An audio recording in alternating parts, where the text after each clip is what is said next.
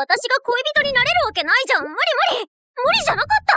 Renako just can't catch a break. From one lover to two, this trip to the donut store is shaping up to be a much harder hit to her heart than she originally thought. I wonder how the little sister will react to another sweet addition to Renako's harem. Face to face with a tsundere in uniform, Renako can't stop herself from appreciating the cute drip. But as expected, Satsuki isn't one to take too much damage from this. Instead, she counters with silence and a stern call to break Renako free from her dirty-minded trance. Caught red-handed hitting on a donut clerk, she's on the hot seat now as her little sister inquires about her relationship with the black-haired beauty. Renako answers, saying they're just classmates.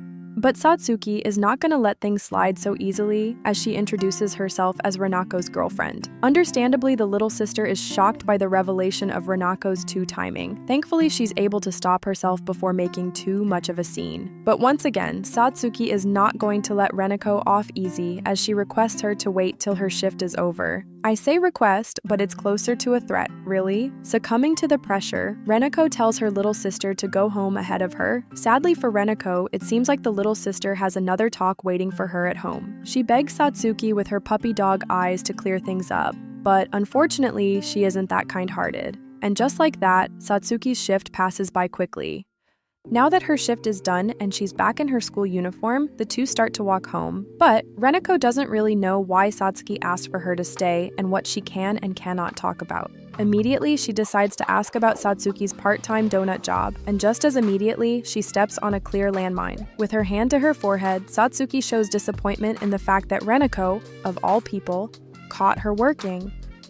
Renako, being Renako, tries to console her by blindly assuming the problem.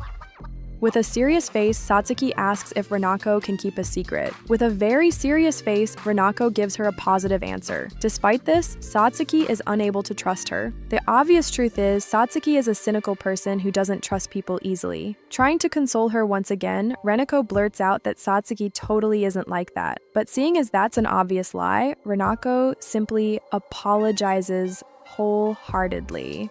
Because of this, Renako's heart also sinks from the fact that she doesn't have her lover's trust. Satsuki, though, sees things differently. They're only lovers because Renako is Mai's fated person. Their relationship has only changed on the outside. It's not like Satsuki can be sure Renako is suddenly this good person who wouldn't spill her secrets. Now in a self-deprecating state, Renako mentions how she can't compare to people like Ajisai and Kaho. Hearing this, Satsuki comments that Kaho may not be the goody two-shoes Renako imagines. Having said that, she does admit Kaho is interesting to say the least. Meanwhile, Renako is a bit confused as the two of them do seem close. Satsuki does admit that they sort of are, but feels she's just being used in their relationship. Renako gets even more confused by that statement, but Satsuki puts her foot down in not divulging more about it. And so, Renako moves on to a natural other topic, Ajisai. Satsuki's eyes sharpen, reconfirming with Renako that she'll keep her mouth shut about all this. With newfound Yuri-colored resolve, Renako swears absolute secrecy. Seeing this, Satsuki seems to feel at least a little reassured. What horrid secret could there be about Ajisai? Renako takes a big gulp as Satsuki begins her tale. When she was having lunch alone, Ajisai suddenly appeared, sitting right next to her. It was then that Ajisai started talking endlessly about mundane things like what's been going on and what's been on TV recently. Satsuki continued, Renako gulping even harder at the horrifying possibilities of what could follow. Ajisai, who had seemingly already eaten with other girls, all of a sudden pulled out food in the form of bread or a rice ball, all as a pretense for eating alongside Satsuki. Renako couldn't help but cry and pray at the idea of such an amazingly angelic girl. Satsuki, though, isn't finished. It's true that Ajisai is a good person, but what kind of life could she have lived to reach such a level? Satsuki couldn't comprehend it. Saying it with such a seriously solemn face, Renako is thrown deeper into confusion. But the point is, if Satsuki even has doubts about Ajisai, how twisted is her mind really? Seeing how Satsuki regards Ajisai so highly, Renako can't help but feel she's akin to a criminal in her eyes. Thankfully, even Satsuki doesn't consider her so lowly. But now, Satsuki moves on, bringing something up about ingesting poison, and for that short moment, Renako feared for her life. Finally, Satsuki signals how they've reached their destination, a rundown apartment. Renako is shocked, but there can be no confusion. This is Satsuki's home. She pushes through Renako's speechlessness, welcoming her lover inside with a grim, almost sadistic look. Renako can only accept the invitation. Now inside, Satsuki shows Renako into her room while also asking her to feel at home. She said so earnestly out of concern that Renako looked overly tense. But who wouldn't be with all the talk about poison just a while ago? Satsuki dismisses her remarks, moving on to the elephant in the room. And that's, of course, her room. Renako couldn't say much besides how charming it is, but Satsuki immediately adds how small it is. It's a sad but obvious thing to bring up, but that's also why Satsuki is prepared to hear it. It's just reality. Renako can't help but be speechless, looking at this pitiful state that Satsuki wanted her to see. Did she show Renako this to guilt trip her into keeping her mouth shut about the earlier talk? Just as Renako was about to bring it up, a loud and energetic voice rang out. What's this? Did you bring a friend home? Excited about the prospect of her daughter's blossoming social life, Satsuki's mom has made an appearance. Satsuki comments that she always had friends, but her mom drowns it out with her excitement about the occasion. Satsuki stands on her gloomy ground as Renako can't believe what she's seeing. Misunderstanding the situation, she introduces herself to whom she thinks is Satsuki's sister. Mommy Satsuki, though, is unable to realize the misunderstanding, going ahead and thanking Renako for being a friend to her daughter. Showing even more of her bubbly personality, she proceeds to gas up her gloomy and timid daughter. Confused because she has such a personality herself, Renako is unable to think Satsuki is the one being referred to. Meanwhile, Satsuki starts to show some annoyance. Mommy Satsuki continues on babbling with maximum energy, expressing her interest in what stories Renako may have to tell. As she goes on professing her love to her daughter, Satsuki finally decides to let the cat out of the bag and tell Renako the true identity of the bubbly youth in front of her. And, as expected, Renako is shocked to her core at the mommy-colored truth.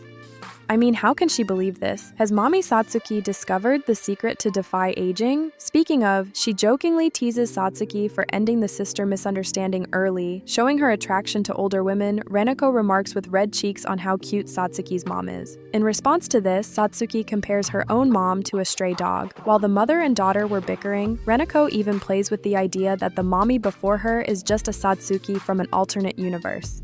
Satsuki then asks her mom why she's even home right now, but apparently, her arranged meeting with a client is still later in the day. Renako couldn't help but relate to the family pressure Satsuki was feeling at that moment. Finally, Mommy Satsuki starts to show signs of leaving, but not before she asks Renako to take care of her daughter. She then shares a cringy story about how Satsuki hand-knit a gift for her. This pushes Satsuki over the limit, shouting for her to leave. Mommy Satsuki takes this as her signal to leave the two be, leaving with a teasing grin. Now, the two are left in silence. Gloom farming, Satsuki confirms that she was indeed her mom. She tells Renako, though, not to be too confused. While she may seem airheaded, she raised Satsuki all on her own, but just after she says that, she takes it back, saying she must have actually been an idiot for doing so.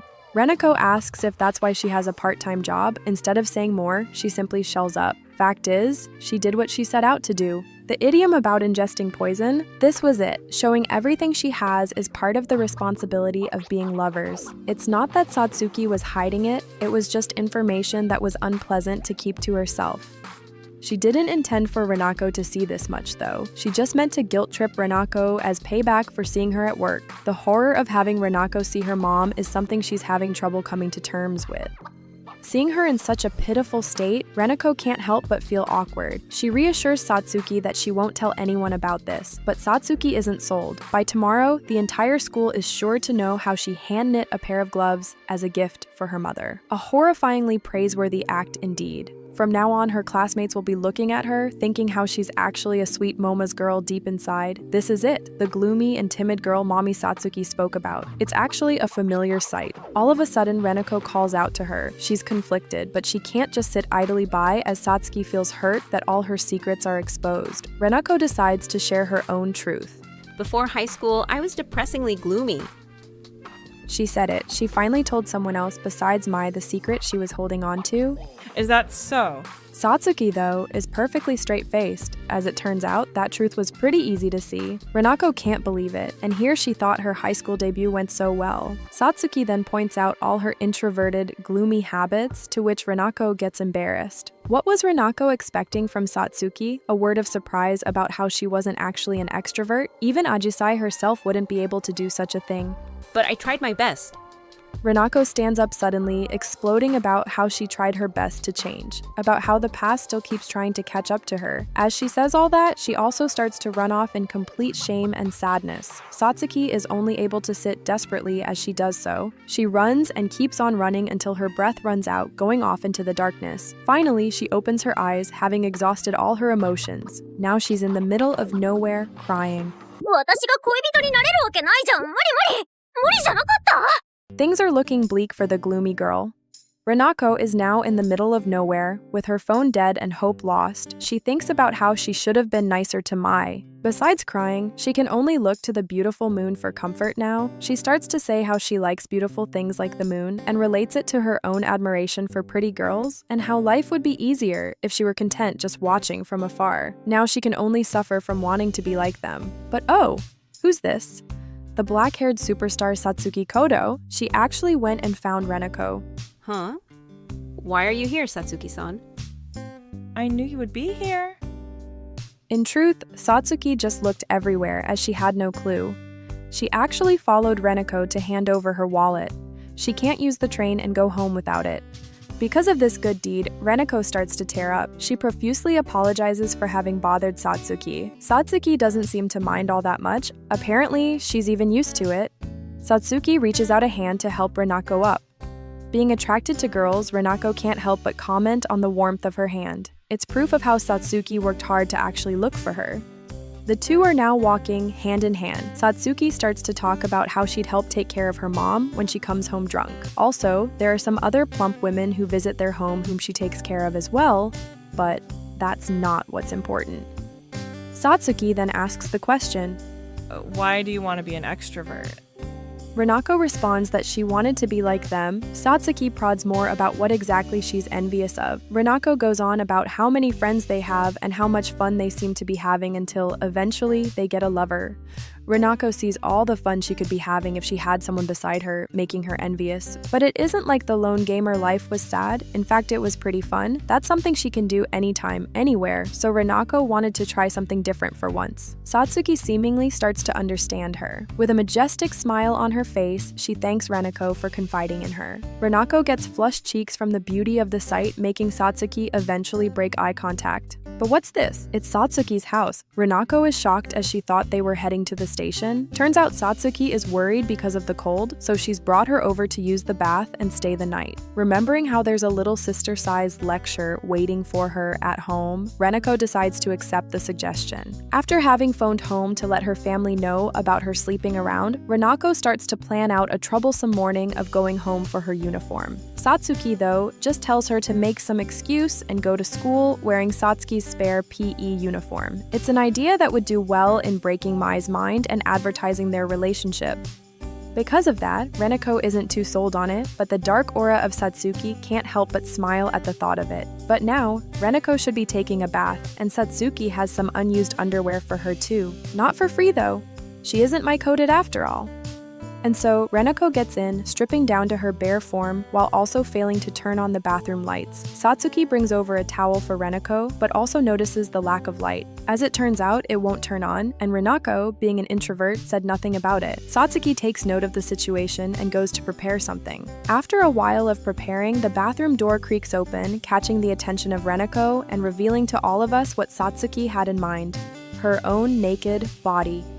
Of course, this has the no longer straight Renako in a panic, but Satsuki remains stoic and cool as ever. She notes that Renako should be used to this since she bathes with Mai at the hotel. It's only natural that Satsuki wouldn't let this chance to outdo her pass her by. Renako still can't believe it, however, thinking she possibly crossed over to some alternate Renako and bath loving reality. Satsuki dismisses her complaints, telling her to be quiet and move over a bit. But even as Satsuki tells her to move her legs, the heat and pressure of the moment are way too strong. All of a sudden, a flower of light appears in the bath. It's something special Satsuki prepared. Now, even the pretty flower stickers on the wall are now visible. Then to close out the flowery bath, Satsuki releases petals directly on the water. The awkward feeling is washed away from Renako, who is now excited as ever at the beautiful sight. But then, she bears witness to an incomparably more beautiful one, Satsuki. Renako can't help but compliment the beauty in front of her. Satsuki takes it the wrong way though, thinking she meant the bath. Renako takes the easy out, and Satsuki goes on to point out the presence of a special bathroom bookshelf. And then, she offers to wash Renako's body. Renako naturally panics hard, but it's a given that Satsuki must do this much to get ahead of Mai. Renako drives home the fact that she's embarrassed as hell, and with that, Satsuki lets her off the hook and simply sits in the bath. But not without looking sad.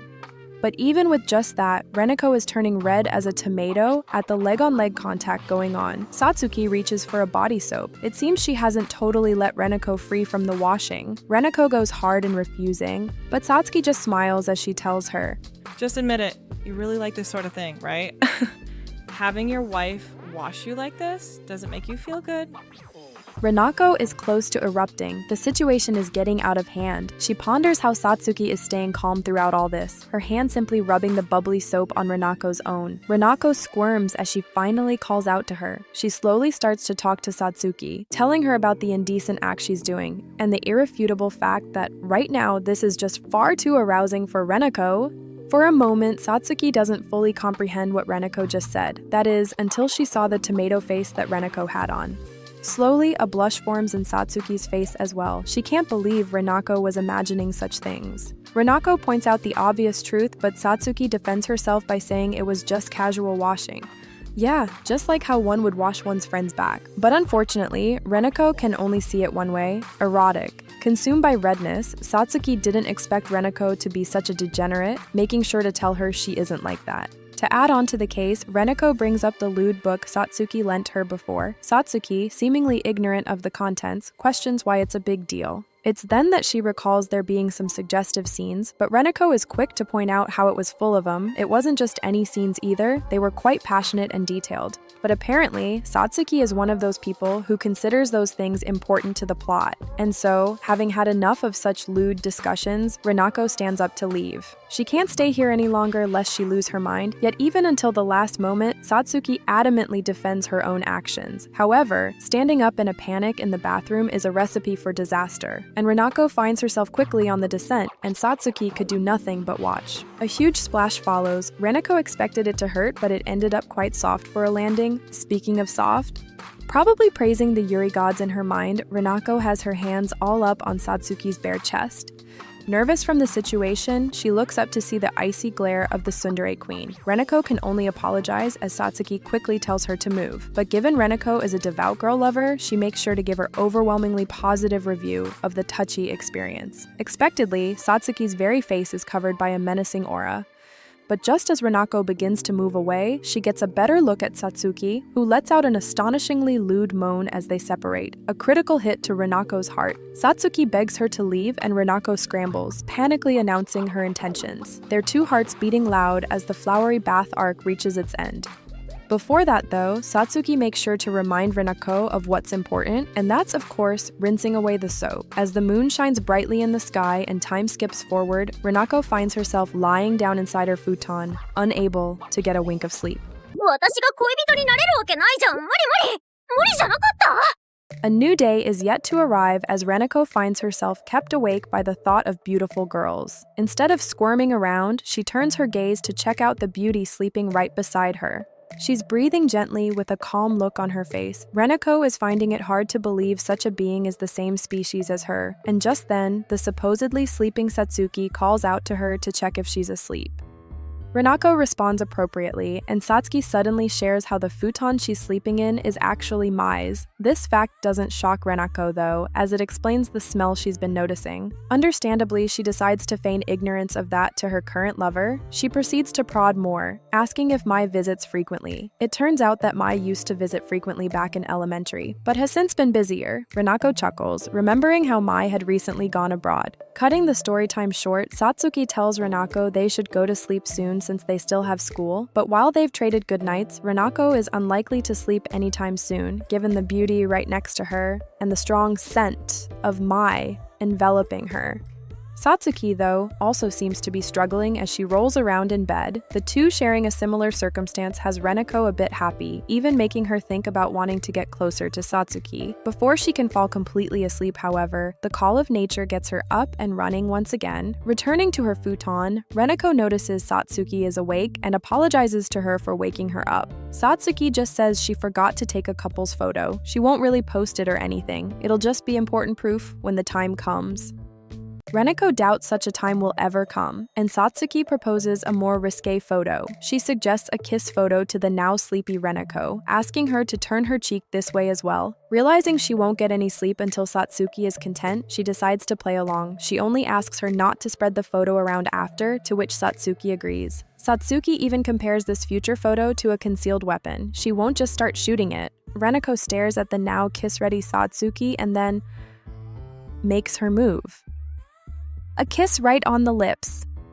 For a moment, Renako is confused by Satsuki's reaction. She's completely distraught, red, and stuttering. Renako's confused. Is she a bad kisser? What in the world are you doing?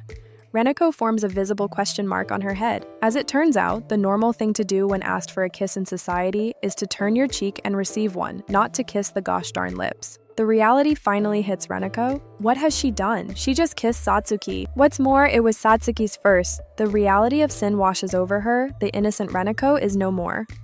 She tries to use the same excuse she goes for with Mai, calling themselves just friends. The problem is, though, they aren't just friends. With no excuses left, she simply bombards Satsuki with apologies. She contemplates what she's done to someone who potentially values a first kiss. What can Renako do? In an unexpected turn of events, Satsuki simply turns around in her futon, saying it doesn't matter while her ears are visibly glowing red. Turning into a character from a gag manga, Satsuki starts to make insane claims about having kissed billions of people already. Renako is confused by her delusions, but what else can be done? She asks Renako if she can take responsibility, but upon hearing this, Renako doesn't actually understand what she truly means, and the two end up staring into each other's eyes. No longer able to handle any more embarrassment, Satsuki gives up and tells her to sleep. Renako is now left to reflect on the sins she's committed, now even less likely to get some shut-eye. Sometime after, Renako now finds herself at school, remembering the dreams of Yuri she's been having ever since, as well as the stern lecture her sister gave. As she enters the classroom, though, bubbly voices greet her. It's the two students from before, now even more of a fan of the Renako Amaori. Renako is glowing from the joy of recognition, even channeling her inner Ajisai to appease her fans. The two finally get to ask for Renako's contact once again. But just as Renako was living in bliss, an ominous character arrived. Satsuki has arrived with a sleepy face. Renako awkwardly gives a good morning. The two look at each other in silence. Because of the dreams Renako has been having, her heart is currently pounding. She turns back to her fans, ready to give her contact. But alas, the two have been lost to the beauty of Satsuki. The overflowing love they're showing Satsuki has Renako feeling lost and alone. The two describe all the perfections going on with Satsuki, echoing even harder what they previously said about Renako. The reality is setting in for her. She's simply no match. Renako heads to her seat, now sulking. Satsuki calls out to her and awkwardly asks for a meetup after school. The cute awkwardness has Renako's heart pumping again. What did she just witness? So even Satsuki can be that nervous. So perhaps, just like her, Satsuki is also conscious of Renako. Renako glances back to confirm. The two lock eyes and quickly turn away simultaneously. It's a feeling so sudden and new, as if they're some sort of middle school couple, but obviously they aren't like that at all. Right? 私が恋人になれるわけないじゃん。無理無理。無理じゃなかった。 Back right where we left off, Renako is admiring her new lover's beauty from across the room, fighting the voices in her head that are slowly becoming filled with Yuri. Just as the fight seems lost, an angelic Ajisai appears. The divine intervention brings Renako into a prayer stance, much to Ajisai's confusion. All of a sudden, Renako professes her love for the angel, who's now blushing quite a bit herself. Renako's boldness has Ajisai feeling a bit embarrassed. In fact, she even looks around to see if anyone is listening in as she starts to say something herself. Of course, all this goes over the head of the totally distracted Renako. So much so that she even inadvertently saves herself by confessing her love as friendly, cursing Ajisai to the eternal prison of friendzone. Naturally, Ajisai is taken aback by this confession. Was it all in her head all along? Well, that doesn't matter to Renako, who's busy with her own two-timing worries. Before she can leave the room, though, Ajisai grabs onto her sleeve, seemingly wanting to say something. With an innocent smile on her face, she tells Renako that she doesn't have any plans after school. Once again, the clear invitation goes over the Love Master's head, but Ajisai is smart enough to see this opportunity. She plays along with Renako's assumption that this is a rare opportunity, hoping this will egg Renako into inviting her to go out. Pretty strange considering this has all happened before. Despite that though, Renako does not get the hint. Ajisai pushes further, but Renako's dummy brain refuses to budge. Inside her mind, Renako feels her spidey senses telling her a decision prompt is upon her somehow. But of course, she has no clue what the decision even is. For a moment, Renako is overcome by anxiety-filled desires of not wanting to be a failure and pleasing Ajisai. Thankfully, a voice cuts in to save her. It's girlfriend number 2, Satsuki! Suddenly growing a brain, Renako takes the interruption as her chance to go and say farewell to the angel Ajisai. The emotional and mental damage Ajisai takes is severe. To make things even worse, Renako continues to be ignorant and asks her what's wrong, but Ajisai decides to just live another day and makes a life-saving retreat by suddenly saying how she's busy. And so she leaves, and Renako is none the wiser. Satsuki, curious about the circus that she just witnessed, asks Renako about what happened, which is not exactly a smart move. Renako asks Satsuki if they could invite the clearly lonely Ajisai to their study group next time, but Satsuki confesses she prefers a less crowded group. Studying needs peace and quiet after all. As they're talking, however, a blonde beauty butts in. It's Mai Odzuka, and she's here advertising all the wonderful traits of her lover. Renako is confused about what her golden girl is suddenly yapping about in public, but she decides no one will care anyway. In a surprising turn of events, Satsuki actually agrees with what Mai said, praising her new lover. She even includes a little tease, hinting at the eventful night they shared. Mai, smiling innocently, questions what she's on about, but Satsuki refuses to elaborate. Satsuki recruits the help of Renako to reinforce the secrecy, and she plays along since it's embarrassing as hell to talk about anyway. Mai says it's fine, but expresses how she hopes she can be let in on the secret soon, but Satsuki isn't having it.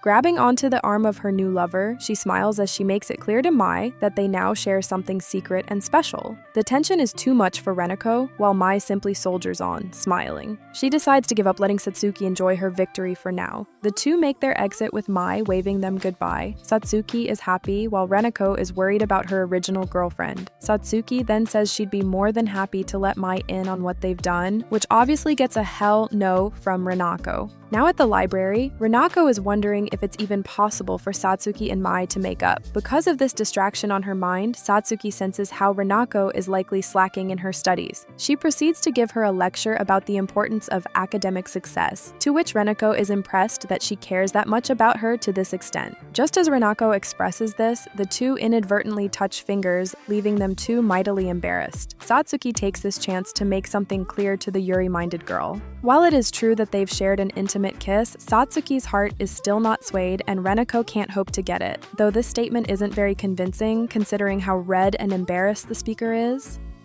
Renako, too, is embarrassed by seeing such a face. Renako asks for her to elaborate, though, and Satsuki simply says not to treat her like she's already her woman. Renako is shocked by the idea, but Satsuki continues, making a highly detailed delusion of Renako as a gambling-addicted spouse. Renako proceeds to ask why Satsuki even thinks of her this way, but she simply appears too much like a good-for-nothing woman. Whatever the case may be, however, Satsuki doesn't plan to fall in love. Now relieved from the return to the status quo, Renako says a signature romance phrase. You say that, but you actually fell for me, didn't you? Of course, she gets a smack from the icy princess, and Satsuki proceeds to threaten her with concussive force if she ever says something cheesy like that again.